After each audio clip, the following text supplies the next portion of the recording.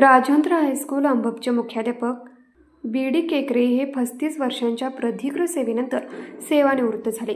त्यांचा सेवा गौरव समारंभ राजेंद्र हायस्कूल अंबपच्या प्रांगणात संपन्न झाला. यावेळी श्री स्वामी विवेकानंद शिक्षण संस्थेचे सेवक तथा विभाग प्रमुख कोल्हापूर सिंधुदुर्ग जिल्हा श्रीराम शरदचंद्र साळुंके व श्रीमती इंदिरा साळुंके उपस्थित होत्या.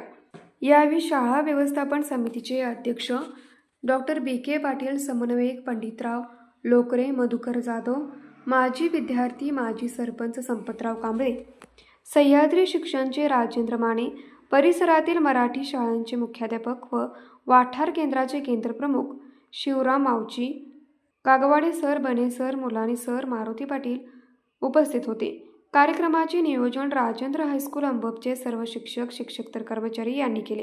प्रास्ताविक प्रभारी पर्यवेक्षक शिवाजी सनकर यांनी केले. सूत्रसंचालन भारती पाटील, श्रुती दुर्गुळे यांनी केले. डॉक्टर बाबूजी साळुंके यांच्या पुतळ्याभोवती सजावट व रांगोळी पूनम पाटील व अश्विनी पाटील यांनी केली. शिक्षक मनोगत श्रीयुत योगेश कुंभार यांनी केले, तर विद्यार्थी मनोगत सर्वांच्या वतीने संस्कृती खोत हिने आपले मनोगत व्यक्त केले. संपूर्ण कार्यक्रम पार पाडण्यासाठी दिलीप पाटील, मुकेश पाटील, राजू दाभाडे, सुनील कांबळे, प्रकाश चौगले यांनी नियोजन केलं.